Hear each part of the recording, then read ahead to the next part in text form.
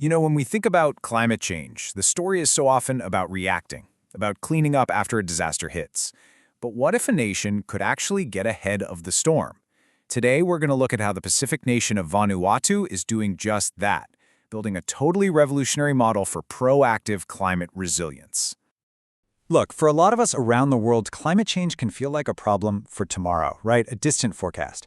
But this isn't a forecast for the people of Vanuatu. It is their reality right now. They are living with the consequences of monster tropical cyclones and extreme weather today. This isn't some abstract concept. It's immediate, and frankly, it's existential. And here's why. Vanuatu is an archipelago, a chain of islands sitting right there in the heart of the South Pacific. Its location puts it, literally, on the front lines of climate change. We're talking rising sea levels that are eating away at its coastlines, and tropical cyclones that seem to get stronger and stronger every single season. So, when you're facing that kind of constant threat, you have to make a choice. And Vanuatu decided to shift from just reacting to disasters to actively planning for a tougher, more resilient future. But that brings up a huge challenge. How do you fight a problem you can't accurately measure? How do you plan for a future when you know the risks are everywhere, but you don't know exactly where or just how bad they're going to be? And that right there became the core question. To make smart decisions, to put money where it'll do the most good, and to actually protect their communities, they needed a system. They needed a way to pinpoint their biggest climate risks, figure out where they were most concentrated, and understand who and what was in the most danger. So to do this, they started by breaking down this huge, scary idea of climate risk into smaller, understandable pieces. And it turns out there's a pretty powerful formula that helps you get a real handle on this incredibly complex problem. Okay, piece number one, the hazard.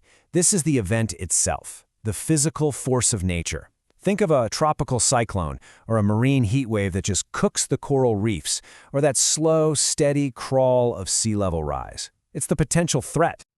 Next up is exposure. Because, think about it, a hazard is only a risk if there's something valuable in its path. So, who and what is exposed? We're talking about communities living on the coast, vital infrastructure like roads and ports, businesses, and of course, fragile ecosystems like those coral reefs and mangrove forests. And finally, we have vulnerability. Now, this piece is absolutely crucial. It's not just about being in the storm's path. It's about how well you can take the hit. A really well-built house is way less vulnerable than a flimsy one. A community that has a solid evacuation plan is better able to adapt, which makes it less vulnerable than one that doesn't. And when you put it all together, you get this elegant equation. Climate risk equals hazard times exposure times vulnerability. By really understanding these three parts, Vanuatu could go from just guessing about the future to actually knowing what they were up against. This formula? It became their blueprint. Okay, so they have the blueprint. Now what? You need a process, a way to apply it across the entire nation. And that's what led to the Vanuatu Rapid Climate Risk Assessment Framework, or RCRAF. Think of it as the operating system that runs that risk formula. It's basically a nationwide climate checkup. The framework walks you through a really clear process. First, understand the local situation. Then, get everybody involved: government officials, local business owners, everyone. Next, pull together the best climate data you can find, analyze what the impacts could be, and finally, use all that info to plan real, concrete actions to adapt. So that framework is the what. But the how is this absolutely massive project called VanKIRAP. That stands for the Vanuatu Climate Information for Resilient Development Planning Project. Phew. This is where the theory gets put into practice, turning all that data into intelligence you can actually use. And believe me, the need for these tools isn't just theoretical. This quote from Christina, who owns a local dive company, just brings it all home. She is watching the economic and ecological damage from coral bleaching happen in real time. The ocean is getting so warm so often that the reefs literally don't have time to recover. This is exactly the kind of specific problem VanKIRAP was built to solve. So VanKIRAP set out to build a whole new generation of tools. And the goal wasn't just to pile up more data. It was to transform that data into something useful, something that everyone, from a government minister down to a local farmer, could use to plan for what's coming. And a real centerpiece of all this is the Vanuatu Climate Futures Portal. What it does is take these super complex climate models and projections, like how high the sea level will rise, and makes them accessible. So a tour operator can actually see how their beachside bungalows might be affected by the year 2050. The fisheries department can model how ocean acidification might impact their fish stocks. It's game-changing. But here's where things get really, really cool. This project isn't just about high-tech gizmos. One of the most groundbreaking things they're doing is formally combining modern climate science with centuries of traditional knowledge, or TK.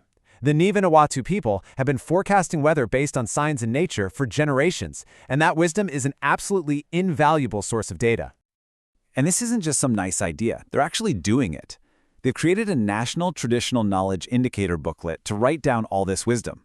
They even launched a Climate Watch app so everyday citizens can record what they're seeing in nature. And then that TK data gets integrated right into the official climate bulletins, creating this incredibly powerful forecast that blends the past and the future. So what does this look like in the real world? Check this out. This is a risk assessment for Vanuatu's coastal road network. Right now, the risk from sea level rise is rated low. But by the middle of the century, that exact same risk becomes high. And by the end of the century, extreme. I mean, this is the kind of crystal clear, stark information that forces you to take action and invest in stronger infrastructure. Ultimately, when you look at this whole system, the formula, the framework, the tools, this incredible blend of knowledge, it all comes down to one thing: empowerment. It's about giving the people of Vanuatu the power to build their own safer, more resilient future.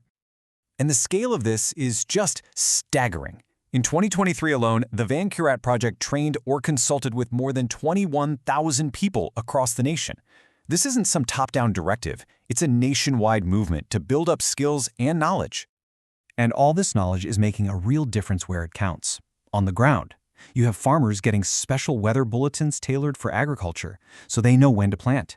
You have entire communities using flood models to design their own local management plans. This climate intelligence is flowing all the way from the national level right down to the grassroots. Which really leaves us with this final, powerful question. The Vanuatu model shows us what's possible. What happens when a nation on the front lines stops just being a victim of climate change and instead becomes the architect of its own survival, using data, wisdom, and community to design a truly resilient future?